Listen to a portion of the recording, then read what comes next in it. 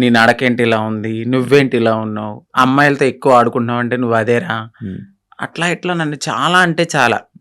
ఇక ఏడవడానికి కూడా నాకు కన్నీళ్ళు సరిపోయి కాదు. ఇక ఇదే నాకు లైఫ్లో ఒక టర్న్ వచ్చింది ఏంటంటే, నేను డాన్స్ బాగా చేసేదాన్ని. ఎప్పుడు పెట్టినా అమ్మాయి సాంగ్సే, ఐటమ్ సాంగ్స్.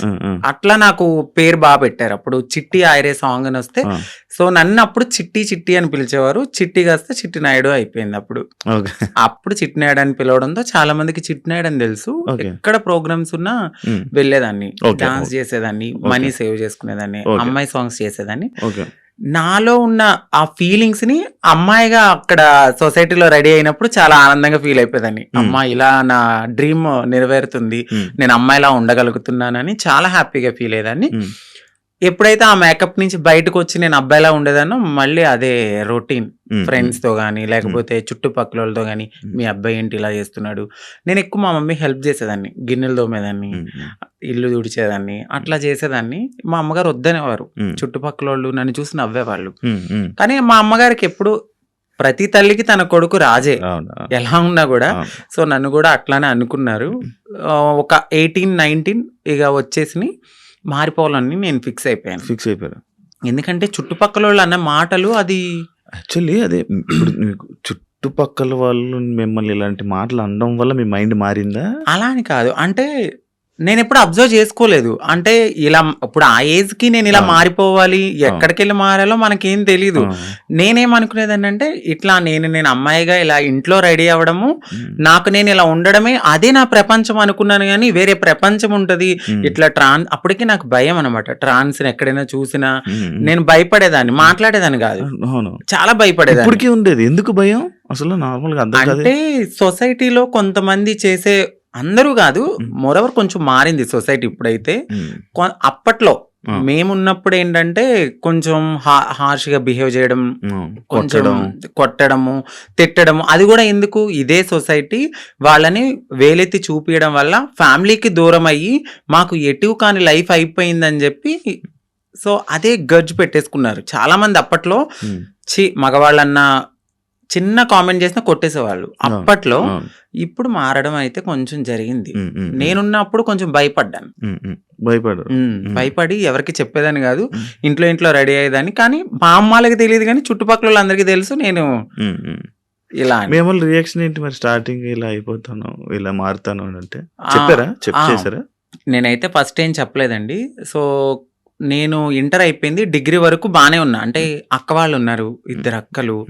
సో మాది కొంచెం గ్రామం లాంటిది, ఏమన్నా చెప్తే ఏమవుతుంది, మా అక్క వాళ్ళకి మ్యారేజ్ కాదేమో అని నాలో నేను కొంచెం బాధపడుతూ ఇట్లా ఆనందంగా షోస్ కానీ దేనికని వెళ్ళి నా హ్యాపీనెస్ పంచుకునేదాన్ని.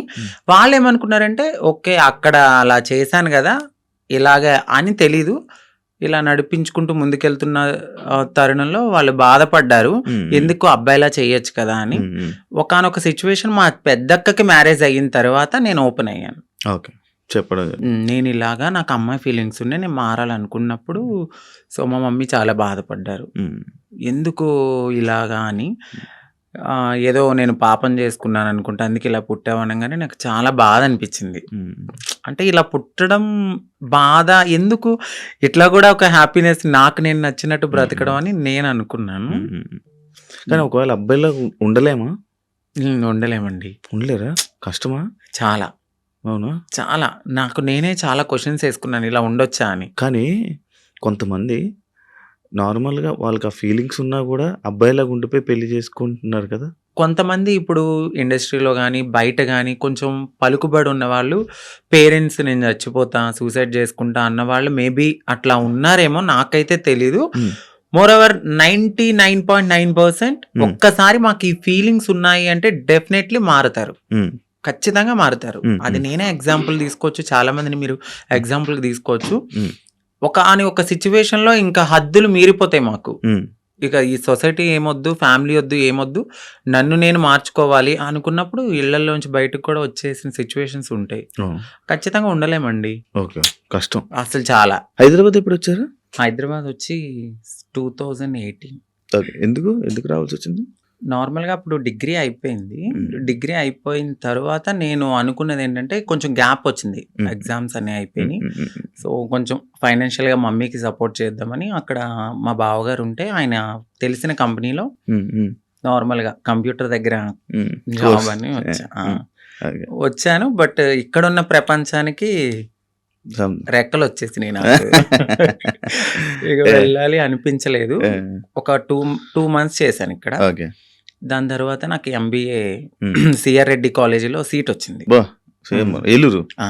హ్మ్. హ్మ్. సిఆర్ రెడ్డి కాలేజీలో సీటొచ్చింది. హ్మ్. మళ్ళీ వెళ్ళిపోయాను. హ్మ్. హ్మ్. ఇంకా 2 ఓకే. ఇయర్స్ అక్కడ చదువుకున్నాను. ఓకే. ఎక్కడ మీది నేటివ్? మాదొచ్చి Bhimadole. Bhimadole. West Godavari west district Godavari. Eluru, Bhimadole. Bhimadole. అచ్చా! అచ్చా! ఇప్పుడు ఎంతవరకు చదువుకున్నావు? ఎంబీఏ అయిపోయిందండి. ఎంబీఏ ఆ! అయిపోయింది. జాబ్స్ ఏం ట్రై చేయలేదా? జాబ్ చేశాను నేను. కానీ చేశాను. ఒక 1 ½ ఇయర్ దాకా నేను హ్మ్. చేశాను. హ్మ్. అది గూడా ఎందుకు అంటే హ్మ్. సెకండ్ సిస్టర్ ఉన్నారు. హ్మ్. నా వల్ల నా ఫ్యామిలీ అప్‌సెట్ కాకూడదు. హ్మ్. సో, నా వల్ల మా అక్క వాళ్ళ హ్మ్. భవిష్యత్ అనేది హ్మ్. నేనిలా మారిపోతే హ్మ్. వాళ్ళకి ఖచ్చితంగా మంచి సంబంధాలు హ్మ్. రావు. హ్మ్. హ్మ్. పలానా వాళ్ళ హ్మ్. అబ్బాయి ఇలా మారిపోయాడు. హ్మ్. వద్దొద్దు అని హ్మ్. ఎళ్ళిపోతాయని హ్మ్. కేవలం మా చిన్నక్క గురించి నేను ఇప్పటి వరకు అప్పటి వరకు ఆగాను. హ్మ్. ఆగి ఎప్పుడైతే మా అక్కకి మ్యారేజ్ అయింది. సో, కన్సీవ్ అని తెలియంగానే హ్మ్. సో, వెళ్ళాను. పాప పుట్టింది. హ్మ్. 3 మంత్స్ బేబీని చూసి హ్మ్. ఫ్యామిలీ అందరిని హగ్ చేసుకున్నాను. బట్ చెప్పలేదు. హ్మ్. నేను ఇలా కమ్యూనిటీలో జాయిన్ అయిపోతున్నానని చెప్పలా. హ్మ్. అదే లాస్ట్ మొమెంట్ అనమాట. హ్మ్. ఫ్యామిలీని కలిసాను. ఇంకా కమ్యూనిటీకొచ్చేసాను. ఓకే. మీకంటూ ఒక కమ్యూనిటీ మీరందరూ ఆ! గ్రూపా? ఎంతమంది ఉంటారు? అంటే ఈ హైదరాబాద్‌లో చాలా గ్రూప్స్ వర్గాలుంటాయి. ఉన్నాయి. చాలా గ్రూప్స్ చాలా ఉంటాయి. సో, నేనొక వర్గం ఇప్పుడు ఆర్తి గారని మా అత్తయ్య హ్మ్. ఎల్బీ నగర్‌లో ఉంటారు. సో, హ్మ్. ఆవిడ వర్గంలో అయితే ఉన్నానప్పుడు. హ్మ్. ఎవ్వరైనా సరే మారాలి అనుకున్నప్పుడు మాకు మేముగా మారలేం. ఆహా! సో, ఫైనాన్షియల్‌గా స్టేటస్ ఉండదు. ఇన్‌కమ్ ఉండదు. హ్మ్. ఏమీ ఉండదు. అంటే హ్మ్. ఒక బిలో మధ్య తరగతి నుంచి వచ్చిన వాళ్ళకి అమౌంట్ ఉండదు. హ్మ్. ఇప్పుడు అదే కొంచెం ఫ్యామిలీ రిచ్ అయ్యుండుంటే వాళ్ళు యాక్సెప్ట్ చేస్తే మేబీ వాళ్ళకంటూ ఏదైనా హ్మ్. ఉండొచ్చు. హ్మ్. హ్మ్. మాకంటూ కన్ఫర్మ్‌గా కమ్యూనిటీలో ఉంటేనే హ్మ్. సో, మేమైతే ముందుకి గో ఆన్ అవ్వగలం. అచ్చా! వాళ్ళు చేయిస్తుంటారా? అంటే వాళ్ళ దగ్గరికి వచ్చిన తర్వాత ఒక సిట్యుయేషన్ అనేది ఉంటదండి. అంటే డైలీ మేము వెళ్ళాలి, బెగ్ చేయాలి, ఒక హ్మ్. రూపాయి తీసుకోవాలి. హ్మ్. అది మాకు సేవ్ చేసుకోవాలి. ఓహ్! దాని తర్వాత ఒక 1 ½ ఇయర్ ఈ సొసైటీని మేము యాక్సెప్ట్ చేసుకోవాలి మనసులో. అంటే చిన్నప్పటి నుంచి ఎట్లనో ఇలా అని తెలుసు. హ్మ్. బట్ పూర్తిగా ఇక్కడికొచ్చిన తర్వాత భిక్షాటనకి వెళ్ళినప్పుడు, "ఏ పో అవతలకి మీకెందుకివ్వాలసల? ఎందుకివ్వాలి?" అని అడుగుతూ ఉన్నప్పుడు ఇవన్నీ మేము తీసుకోవాలి. గుడ్ ఉంటది, బ్యాడ్ ఉంటది, హ్యాపీనెస్ ఉంటది, అన్నీ ఉంటాయి. హ్మ్. హ్మ్. వీటన్నిటిని యాక్సెప్ట్ జేసుకోవాలి. ఫస్ట్ మీరిక్కడి దాకా వచ్చారు. బట్ మేము సర్జరీ చేయించాలి, మీరు మారి కమ్యూనిటీలో ఉండాలి అంటే మీరు ఇయన్నిటిని యాక్సెప్ట్ జేసుకోవాలి. ఓకే. ఓకే. ప్రపంచం అంటే ఈ సొసైటీలో సొసైటీలో బయట తిరగడం అంతా వాళ్ళ మాటలు, వాళ్ళ ఇది మొత్తం అంటే అంతా వీళ్ళు చెప్తారు మాకు ఫస్టే. హ్మ్. "వద్దు, మేమే చాలా బాధపడుతున్నాం. వెళ్ళిపోండమ్మా" అంటారు. బట్ మీలాగానే మేము వచ్చాం గదా! సో, మేము ఏదైనా బేర్ చేస్తామని ముందుకెళ్ళిపోతాం అంతే. వాళ్ళైతే చెప్పడం అయితే చెప్తారు. ఖచ్చితంగా చెప్తారు. ఓకే. ఓకే. సైకాలజిస్ట్ వాళ్ళుంటారు గదా! వాళ్ళ దగ్గరికి వెళ్లి కలవాలి. వాళ్ళంతా ఓకే అన్నాకనే సర్జరీ గూడా అవుతది. అంటే ఇప్పుడు సిగ్నల్స్ దగ్గర గాని, బయట ఇప్పుడు వాళ్ళు చేసేవాళ్ళు మారేవాళ్ళు కాదు. మారాలనుకునేవాళ్ళు.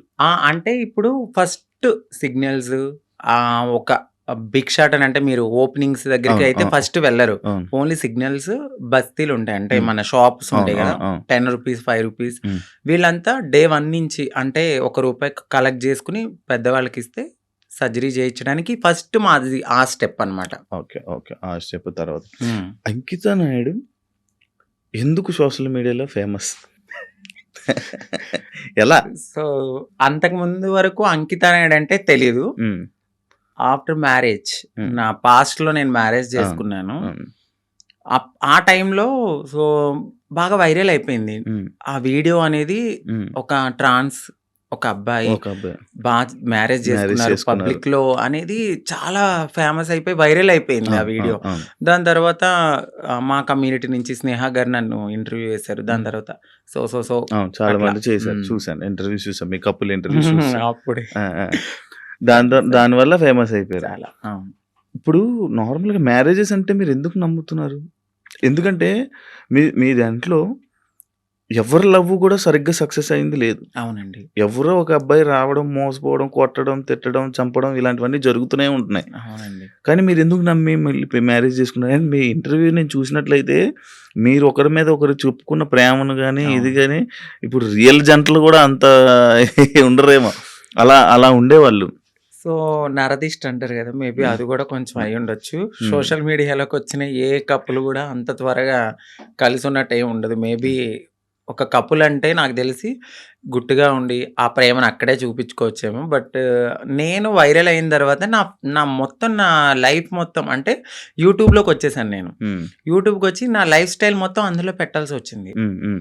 ఆ టైంలో ఏంటంటే ఏదో ఒక కంటెంట్ అనేది హ్మ్. ఒక వీడియో రూపంలో నేను మెసేజ్ ఇవ్వడం అనేది జరిగింది. సో, అదైతే కావాలని చేసింది కాదు.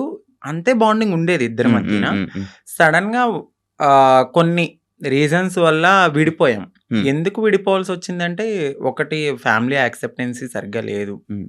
తనకి వాళ్ళ ఫ్యామిలీ. వాళ్ళ ఫ్యామిలీ హ్మ్. యాక్సెప్టెన్సీ హ్మ్. హ్మ్. అస్సలు లేదు. హ్మ్. ఇంకొకటి నేను ముందుగానే చెప్పాను. హ్మ్. నేను హ్మ్. ఎప్పుడైతే నేను మా అమ్మగారికి ఇల్లు కడతానో, సో, అప్పటి వరకు ఆగమనే చెప్పాను. హ్మ్. నేను అప్పటి వరకు నేను కొంచెం కష్టపడాలి. హ్మ్. ఇప్పుడు నువ్వొచ్చావు గదా! అని నేను రాలేను. ఎందుకంటే హ్మ్. ఇట్లానే అవుతది. హ్మ్. ఆఫ్టర్ బ్రేకప్ అవును. అయిపోతది. సో, నేను మళ్ళీ నా పాస్ట్‌కెళ్ళలేను గాబట్టి హ్మ్. కొంచెం టైమ్ ఇవ్వు అని జెప్పాను. హ్మ్. ఆ అబ్బాయి అన్నీ ఓకే అన్నాడు. హ్మ్. హ్మ్. నేను కమ్యూనిటీ వర్క్స్ చేస్తానని చెప్పాను. ఇలా కమ్యూనిటీలో ఉంటాను కొన్నాళ్ళు. మనం సెటిల్ అయ్యే వరకు. దాని తర్వాత మా పెద్దవాళ్ళకి చెప్పి మనం హ్మ్. హ్యాపీగా మన లైఫ్ లీడ్ చేద్దాం. హ్మ్. నేను ఇల్లు కట్టుకోవాలి మా అమ్మగారు. హ్మ్. దాని తర్వాత నేను మ్యారేజ్ చేసుకున్నాం. హ్మ్. ఒక 1 ½ ఇయర్ బానే ఉన్నాం. హ్మ్. హ్మ్. హ్మ్. దాని తర్వాత ఇంకా రోజు ఇంకా తాగడము, హ్మ్. ఎందుకిట్లా, అందుకట్లా చిన్న చిన్న ఇష్యూస్, గొడవలు అవి పెద్ద పెద్దయి అయిపోయాయి. అయితే ఈ బ్రేకప్ టైమ్‌లో ఎక్కువ వీడియోస్ పెట్టడం హ్మ్. అంకిత కావాలని చేస్తుందా? ఎందుకు అంత ఎమోషనల్ అయిపోతుంది? ఎందుకు సోషల్ మీడియాలో అంత ఏడుస్తూ వీడియోలు పెట్టాల్సిన అవసరం ఏంటి? అని క్వెషన్ చేసారా? మీ వరకొచ్చిందా? హ్మ్. వచ్చింది. ఆ! ఏమని మీకు మీ సమాధానం? సో, ఎందుకంటే అది నా మనసుకు తగిలింది. హ్మ్. నేను సోషల్ మీడియాకి గూడా వచ్చేదాన్ని కాదు, చెప్పేదాన్ని గూడా గాదు. హ్మ్. ఒకానొక సిట్యుయేషన్‌లో అది నాకు నెగటివిటీ వచ్చేసింది. అవును. తినే ఏదో చేసింది. హ్మ్. తిన వల్లే బ్రేకప్ అయిందని హ్మ్. నెగటివిటీ వచ్చింది. హ్మ్. సో, నేను నిజం చెప్పాలంటే నేను ఒక ఓపెన్ బుక్. ఆ హ్మ్. విషయంలో అయితే తనకి నేను చాలా ఓపెన్‌గా అన్నీ చెప్పే చేసుకున్నాను. హ్మ్. సో, చెప్పి చేసుకున్న పర్సన్ హ్మ్. తను ఎప్పుడైతే ఆహ్, కొన్నాళ్ళ తర్వాత లగ్జరీ లైఫ్‌కి అలవాటు పడ్డాడు. అవును. ఆ తరువాత జాబ్ పోయింది. హ్మ్. ఒక 11 మంత్స్ వరకు నేనే చూసుకున్నాను. ఓహ్! బిఫోర్ గూడా నేనే రెంట్ కట్టేదాన్ని. కార్ ఈఎంఐలన్నీ నేనే. ప్రతీదీ హ్మ్. నాదే. హ్మ్. హ్మ్. ఆయన జాబ్ చేసుకొని వాళ్ళ ఫ్యామిలీని చూసుకునేవాడు. సమ్‌టైమ్స్ ఎప్పుడైనా రెస్టారెంట్స్ ఆటిలకెళ్ళినప్పుడు ఖర్చు పెట్టే అతను. హ్మ్. 11 మంత్స్ అనేది జాబ్ పోయింది. హ్మ్. హ్మ్. ఆ! ఇంకా నాకు ప్రెషర్ ఎక్కువైపోయింది. హ్మ్. ఇటువైపు ఇల్లు కట్టిన ఒక గోల్డ్ ఉంది. హ్మ్. అక్కడ అదంతా విడిపించాలని చెప్పి నేను తనకి ముందే చెప్పాను. హ్మ్. సో, డ్రింక్ చేయడము, ఇదే విషయంలో గొడవ అవ్వడము. హ్మ్. దీనికి ముందే నాకు తెలీదు. రీసెంట్‌గా తెలిసింది. నన్ను మ్యారేజ్ చేసుకున్న 3 మంత్స్‌కే వేరే అమ్మాయిలతో కూడా ఉన్నారని చెప్పారు. హ్మ్. సో, ఆ రికార్డ్స్ కూడా నా దగ్గరున్నాయి. హ్మ్. బట్ నేను ఎందుకంటే అంతా అయిపోయిన తర్వాత మనకు అనవసరం అనిపించింది. హ్మ్. ఇవన్నిటిని ఒక పక్కన పెడితే నాకు ఒకానొక సిట్యుయేషన్‌లో హ్మ్. తను రెడ్ హ్యాండెడ్‌గా అంటే మా కమ్యూనిటీ వాళ్ళు ఎవరైతే ఉన్నారో వాళ్ళలో నా కోడల్ని నేనిలా వస్తున్నానని చెప్పడము, నేను తన్ని చేజ్ జేయడము, పట్టుకున్నాను. సో, పరిగెత్తేసాడు. ఇవన్నీ నేను చూసి నా మైండ్ అనేది ఒక్కసారిగా హ్మ్. మాకవసరం లేదు. ఈ కమ్యూనిటీలో ట్రాన్స్‌లోనే ఉండాలి. హ్మ్. మమ్మల్ని మేము ఎంత అందంగా మార్చుకున్నా హ్మ్. వాళ్ళు కొన్నాళ్ళే ఉంటారు. హ్మ్. హ్మ్. సో, వద్దు. సింగిల్‌గా ఉండడం బెటర్ అనిపిచ్చింది. హ్మ్. దాని తర్వాత నేను సోషల్ మీడియాలో నేనే పోస్ట్ పెట్టాను. హ్మ్. వద్దు. అంటే నన్ను కలవడానికి 2 టైమ్స్ అట్లా ప్రయత్నించారు. ప్రయత్నించాడు. హ్మ్. బట్ నాకు మనసుకి తగిలిందది. హ్మ్. ఎందుకంటే ప్రతిసారి నేను యాక్సెప్ట్ చేయడము, హ్మ్. ఇది మా ఇద్దరి మధ్యన జరగడము, వాళ్ళ ఫ్యామిలీకి చెప్పడము, మా ఫ్యామిలీకి చెప్పడము, మీ చావు మీరు చావండి అనడము, హ్మ్. ఇవన్నీ నేనింక తీసుకోలేకపోయాను. హ్మ్. హ్మ్. నేను మారింది నా కోసం, హ్మ్. నా సెల్ఫ్ నేను ఆనందంగా ఉండడానికి. హ్మ్. ఎందుకు దీంట్లోకి దూకానా? హ్మ్. ఇంకొకటి కమ్యూనిటీలో అందరికీ ఒక రోల్ మోడల్ అనుకున్నారు. హ్మ్. హ్మ్. ఇప్పుడున్న జనరేషన్‌లో ఇంత బాగా ఉంటున్నారా అని. హ్మ్. హ్మ్. సో, ఇప్పుడు గనక నేను బ్రేక్ చేస్తే హ్మ్.